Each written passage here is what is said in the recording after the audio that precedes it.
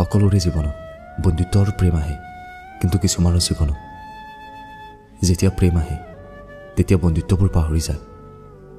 আৰু তেনেকুৱা মানুহৰ প্ৰেম সদায় দুদিনীয়া, আৰু তেওঁলোকৰ প্ৰেমৰ আৰম্ভণিবোৰ চাই খুব ভাল লাগে, কিন্তু সেই প্ৰেমৰ এণ্ডিংবোৰ চাই আৰু বেছি ভাল লাগে।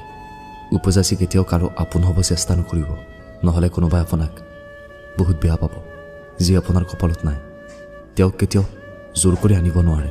যিয়ে আপোনাক নিজৰ আপোন বুলি ভাবি আঁকোৱালি ল'ব তেওঁ কেতিয়াও আপোনাৰ বেয়া হোৱাটো নিবিচাৰে। অকল ভাল পালে সম্পৰ্ক এটা জীয়াই নাথাকে। এটা জীয়াই ৰাখিবলৈ দুয়োজনৰ মাজত বুজাবুজি থাকিব লাগিব। মাত্ৰ আই লাভ ইউ ক'লে প্ৰেম হৈ নাযায়। প্ৰেম কৰিবলৈ দুটি মনৰ মিলন হ'ব লাগিব, লগতে এজনে আনজনক কেয়াৰ আৰু ৰেচপেক্ট কৰিব লাগিব। আৰু আটাইতকৈ ডাঙৰ কথা, এজনে আনজনৰ অন্তৰৰ পৰা বিচাৰিব লাগিব।